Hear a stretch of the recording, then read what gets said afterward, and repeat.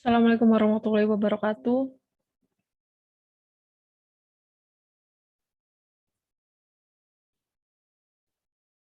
Oke teman-teman, di sini gue akan sharing tentang taktik dasar catur yang teman-teman memang harus ketahui untuk teman-teman ketika sedang bertanding atau bermain catur gitu.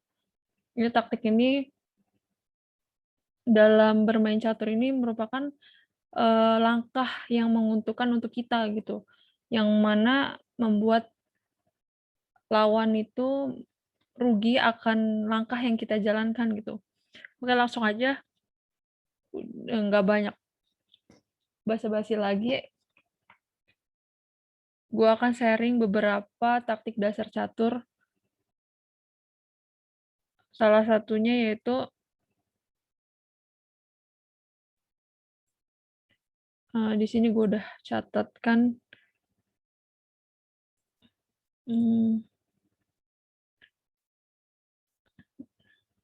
Nah, teman-teman bisa lihat di sini ada beberapa macam taktik dasar bermain catur untuk pemula ya. Yang mana yang pertama ada fork atau garpuan. Jadi teknik taktik catur ini yaitu dia tuh menyerang dua arah gitu. Langsung aja ya teman-teman, gue akan praktekin gimana sih taktik garpuan di dalam permainan catur itu. Oke. Nah, ini gue kasih contoh di sini. Jadi teman-teman bisa lihat bangunan catur di layar teman-teman. Ini putih jalan ya. Langkah putih ini yang dinamakan taktik catur ini ketika kuda dijalankan ke disebut notasinya itu C7, yang mana kuda ini mengancam dua arahan. Dia mengancam raja dan juga benteng. Nah, di sini ketika kuda ditukar benteng, ini nilai untuk perwiranya itu lebih tinggi benteng. Nanti gue akan sharing ke teman-teman yang memang belum tahu beberapa sih maksud gue masing-masing dari perwira ini. Penilaiannya nanti gue akan share. Untuk itu teman-teman bisa subscribe di channel gue ini biar gue tambah semangat untuk membagikan ilmu-ilmu atau kita sharing bareng gitu tentang catur. Oke lanjut ya. Jadi serangan dua arah ini yaitu ketika dia cek, otomatis raja bergerak karena memang nggak ada pilihan lain, ini namanya langkah paksaan. Jadi raja bisa langkah ke sini ataupun mendekati kuda. Karena kita nggak mau rugi juga untuk rajanya, kita dekatkan kudanya. Kemudian kita pukul benteng dengan kuda. Nah, di sini itu namanya teknik fork atau garpuan. Jadi ketika kita melihat langkah bangunan seperti ini di pertandingan, teman-teman bisa langsung melakukan hal seperti taktik dasar catur ini. Oke, selanjutnya teknik selanjutnya yaitu teknik pin atau jepitan. Jadi teknik ini membuat pergerakan lawan itu tidak bebas untuk melakukan pergerakan atau bisa dibilang tidak efektif lah. Gue akan kasih contoh ya. Seperti contoh. Nah, di sini gue punya contoh. Teman-teman bisa lihat di layar. Nah, di sini kita lihat bahwa gajah sedang mengepin, ini yang disebut pin, sedang ngepin kuda, yang mana kuda ini nggak bakal bisa bergerak karena ketika dia bergerak, otomatis rajanya terancam. Nah, di sini bisa dibilang pin atau teknik taktik jepitan di dalam permainan catur. Dan di sini juga akan bisa dibilang juga melakukan serangan kepada hitam, yang mana ketika pergerakan yang kurang efektif dari perwira lawan itu kita bisa memberikan keunggulan gitu untuk mempersiapkan serangan-serangan berikutnya, atau bisa nanti dengan rencana pion D4 atau mengancam dengan D5. Setelah itu kudanya terancam nggak bisa pergi kemana-mana, itu rencana kita ke depannya. Nah, itu disebut pin atau taktik menjepit gitu. Nah, di sini juga ada beberapa jenis jepitan atau pin, dan salah satunya di sini yang teman-teman bisa lihat, ini yang disebut jepitan absolut. Jadi jepitan ini nih membuat bidak lawan itu atau perwira seperti kuda ini itu tidak bisa digerakkan gitu karena memang skak open gitu. Ini disebut jepitan absolut. Berikutnya yaitu ada jepitan relatif. Sorry, gua akan kasih contoh. Apa sih yang dimaksud dengan jepitan relatif?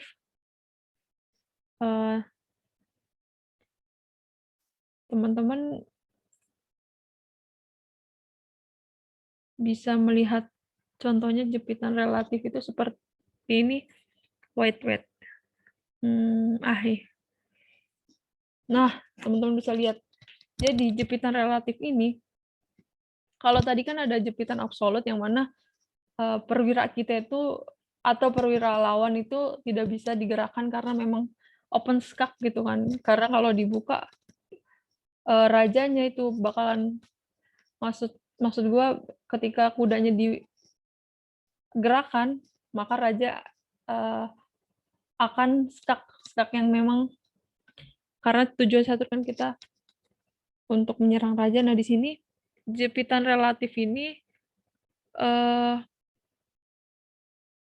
yang mana seperti teman-teman bisa lihat nih, ada benteng, ada kuda, ada menteri.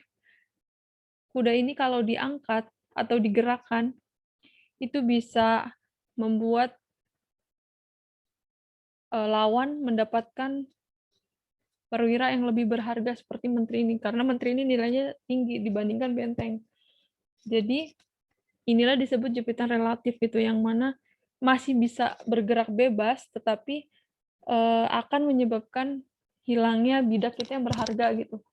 Jadi ini yang disebut jepitan relatif. Jadi teman-teman ketika bermain, kita menyusun strategi yang mana bisa dilakukan menggunakan taktik pin atau jepitan relatif ini gitu. Jadi kemudian untuk selanjutnya yaitu ada jepitan situasi. Nah, apa sih jepitan situasi itu? Gue kasih contoh ya. Jadi, wait. Nah, di sini teman-teman bisa lihat. Ini langkah putih sekarang. Putih melangkah. Jadi jepitan atau pin situasi ini yang mana masih sama yang tadi, masih bisa digerakkan, tapi menyebabkan kerugian untuk kita gitu. Jadi ini yang disebut jepitan situasi ini. Ada benteng, kuda, rencana masuk ke sini. Kalau teman-teman pukul ini, kuda kali D5, lawan akan melakukan benteng ke B1 cek, dan otomatis raja hanya punya 2 langkah ini, antara raja E2 atau raja D2. Saksinya dan dia bakal pukul benteng, dan otomatis kuda dengan benteng ini nilai yang lebih tinggi ini benteng. Jadi ini yang disebut jepitan situasi. Jadi teman-teman harus hati-hati gitu dalam melakukan langkah, harus dipikir terlebih dahulu.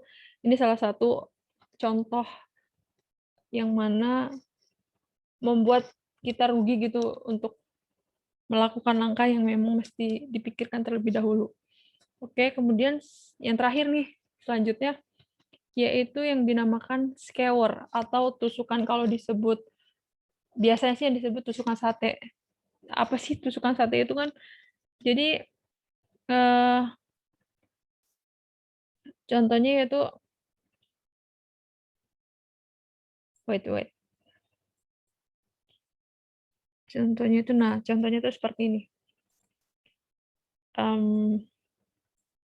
Nah, di sini ada menteri, ada raja, yang mana kita melakukan tusukan sate. Jadi ketika kita gajah, ini putih melangkah ketika gajah stare, melakukan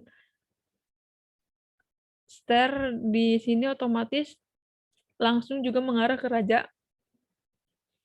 yang menguntungkan pihak bagi kita. Kalau dilihat dari permainannya kan seharusnya hitam menang nih, karena memang menteri lawan gajah nggak ada tandingannya lah, pasti menteri menang. Karena memang ada teknik-tekniknya yang membuat putih tidak berdaya gitu. Tapi di sini ada langkah selipan yaitu yang dinamakan tusuk sate. Mana ketika dia seter, otomatis dia tidak bisa digerakkan karena satu jalur dengan raja gitu. Otomatis dia harus memakan dan pukul dan terjadi draw.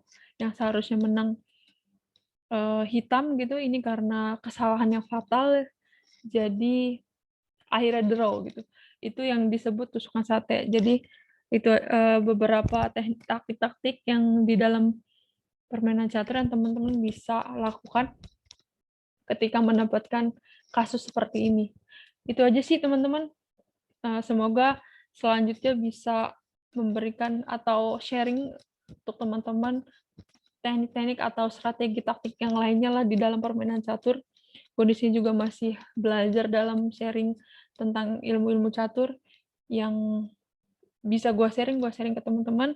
Jangan lupa teman-teman subscribe di bawah biar gue tambah semangat untuk terus melakukan membuat video-video konsisten dalam membagikan ilmu-ilmu catur.